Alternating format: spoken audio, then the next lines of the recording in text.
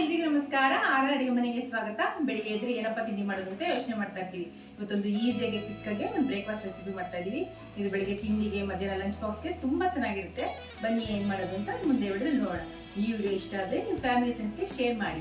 ನಮ್ಮ ಚಾನೆಲ್ನ ಸಬ್ಸ್ಕ್ರೈಬ್ ಮಾಡೋದು ಮರಿಬೇಡಿ. ಫ್ರೈಡ್ ಆಗಿರೋ ಆಲೂಗಡ್ಡೆ ಜೊತೆ ತಿಂತಾ ಇದ್ರೆ ಟೇಸ್ಟ್ ಅಂತೂ ಸೂಪರ್ ಆಗಿರುತ್ತೆ. ಮೊದಲಿಗೆ ಒಂದು ಪೇಸ್ಟ್ ರೆಡಿ ಮಾಡ್ಕೊಳ್ಳೋಣ. ಒಂದು ಕುಟಾಣಿ ತಗೊಂಡು ಬೆಳ್ಳುಳ್ಳಿ ಹಾಕೊಂತ ಇದಾರೆ ನಮ್ಮ ಅಡುಗೆ ಮನೆಯವರು. 1 ಟೇಬಲ್ ಸ್ಪೂನ್ ಚಿಲ್ಲಿ ಪೌಡರ್ ಹಾಕೊಳ್ಳೋಣ. ಒಂದು ಅರ್ಧ table spoon Kashmiri chilli powder. ಸ್ವಲ್ಪ ಉಪ್ಪು ಹಾಕೊಳ್ಳೋಣ. ಅಡುಗೆ ಮನೆಯವ್ರೆ ನುಣ್ಣಗೆ ಕುಟ್ಕೊಂಬಿಡಿ. ನೋಡಿ, ಕುಟಾಣಿಯಲ್ಲಿ ಯಾರು ಕುಟ್ಕೊಬೋದು. ನೀವು ಕುಟಾಣಿ ಕುಟ್ಟಕ್ಕಾಗಲ್ಲ ಅಂತಂದ್ರೆ ಒಂದು ಜಾರ್ ತಗೊಂಡು ಅದೆಲ್ಲಾರು ಹಾಕೊಂಡು ಒಂದೆರಡು ಸುತ್ತಿದ್ರೆ ಎಷ್ಟು ರೆಡಿ ಆಗುತ್ತೆ. ಅಡುಗೆ ಮನೆಯವ್ರೆ ಆಯ್ತಾ ಕುಟ್ಟಿ? ನೋಡಿ ಕುಟ್ಟಿದಾಯ್ತು. ತೋರಿಸಿ ಹೆಂಗ್ ಕುಟ್ಟಿದ್ರ ಅಂತ. ನೋಡಿ, ಈ ತರ ಪೇಸ್ಟ್ ತರ ಕುಟ್ಕೋಬೇಕು. ತೊತ್ತಗೆ ಕುಟ್ಕೊಂಡಿದ್ದೀರಾ? ಓಕೆ, ಬನ್ನಿ ಮುಂದೆ ಏನ್ ಮಾಡೋದಂತ ನೋಡೋಣ. ಒಂದು ಬಾಂಡೆ ತಗೊಂಡು ಎಣ್ಣೆ ಹಾಕೊಳ್ಳೋಣ. ಎಣ್ಣೆ ಕಾಯ್ತದಂಗೆ ಹೀಗೆ ಹಾಕೊಳ್ಳೋಣ. ಹುಡುಗಿದ ಮೆಣಸಿನ್ಕಾಯಿ ಹಾಕೊಳ್ಳೋಣ. ನೋಡಿ, ಒಗ್ಗರಣೆ ಬಾಡ್ತದಂಗೆ ಕಟ್ ಮಾಡಿ ಇಟ್ಕೊಂಡು ಆಲೂಗಡ್ಡೆ ಹಾಕೊಂತ ಇದೀನಿ. ನೋಡಿ, ಆಲೂಗಡ್ಡೆ ಒಗ್ಗರಣೆಲೆ ಎಣ್ಣೆಲೆ ಫ್ರೈ ಆಗಬೇಕು ಚೆನ್ನಾಗಿ. ಅದುವರೆಗೂ ಫ್ರೈ ಮಾಡ್ಕೊಂಬಿಡೋಣ. ನೋಡಿ, ಆಲೂಗಡ್ಡೆ ಎಲ್ಲ ಚೆನ್ನಾಗಿ ಫ್ರೈ ಆಗಿದೆ. ಅಡುಗೆ ಮನೆಯವ್ರೆ ಈರುಳ್ಳಿ ಹಾಕೊಂಡಿದೆ, ಸಾಕು. ಫ್ರೈ ಆಗಿದೆ. ಈರುಳ್ಳಿ ಹಾಕೊಳ್ಳಿ, ಮಿಕ್ಸ್ ಮಾಡ್ಕೊಳ್ಳಿ. ಇವಾಗ ಆಲೂಗಡ್ಡೆ ಸಖತ್ ಕ್ರಿಸ್ಪಿಯಾಗಿದೆ. ಈ ಥರ ಆದರೆ ಸಖತ್ತಾಗಿದೆ. ಬ್ರೇಕ್ಫಾಸ್ಟು ಸಖತ್ ಕ್ರಿಸ್ಪಿಯಾಗೇ ಇರುತ್ತೆ. ಅದಕ್ಕೆ ಇದನ್ನೆಲ್ಲ ಮಾಡ್ತಾ ಇರೋದು. ಮತ್ತೆ ಸಿಕ್ಕಾಪಟ್ಟೆ ಈಸಿನು. ನೋಡಿ, ಈರುಳ್ಳಿ ಸ್ವಲ್ಪ ಫ್ರೈ ಆಗ್ತದೆ. ಇದಕ್ಕೆ ಕರ್ಬೇವು ಹಾಕೊಳ್ಳೋಣ.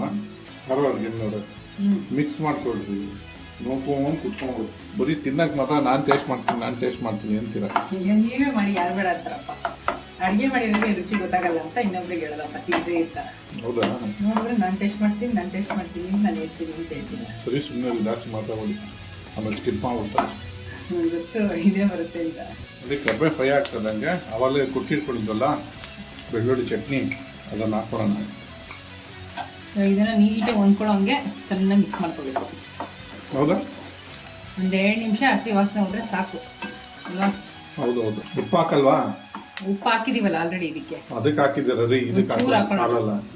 ರುಚಿಗೆ ತಕ್ಕಷ್ಟು ಉಪ್ಪು ಹಾಕೋಣ. ಅವಾಗಲೇ ಕುಟ್ಟೋದಕ್ಕೆ ಉಪ್ಪು ಹಾಕೊಂಡಿರ್ತೀವಿ. ನೋಡ್ಕೊಂಡು ಹಾಕೋಬೇಕು. ಅಡುಗೆ ಮನೆಯವ್ರು ಇನ್ನೊಂದು ಚೂರು ಹಾಕಿ, ಆಲೂಗಡ್ಡೆಗೆಲ್ಲ ಹಿಡಿಯಲ್ಲ. ಹೌದೌದು. ಇವಾಗ ಒಂದ್ಸರಿ ಮಿಕ್ಸ್ ಮಾಡ್ಕೊಳ್ಳೋಣ. ಲಾಸ್ಟಿಗೆ ಒಂದು 2 ಮೆಣಸಿನ್ಕಾಯಿ ಹಾಕೊಂಡು ಕಟ್ ಮಾಡಿಕೊಂಡು ಸುಮ್ಮನೆ ಫ್ಲೇವರ್ಗೆ. ಮತ್ತೆ ಕೊತ್ತಂಬರಿ, ಕೈ ತುಂಬ ಕೊತ್ತಂಬರಿ ಕಟ್ ಮಾಡ್ಕೊಂಡು ಹಾಕೋಬಿಟ್ಟಿದ್ದಾರೆ ನಮ್ಮ ಅಡುಗೆ ಮನೆಯವರು. ನಾಟಿ ಕೊತ್ತಂಬರಿ ಹಾಕಿದ್ರೆ ಇನ್ನೂ ಘಮ್ಮ ಅಂತ ಇರುತ್ತೆ. ಹೌದೌದು. ನೀವು ನಾಟಿನ ಫಾರಮ್ ಅಡುಗೆ ಮನೆಯವ್ರ? ನೀವು ಫಾರಮ್ ಬಿಡಿ, ನಾಟಿ ಅಲ್ಲ ನೀವು.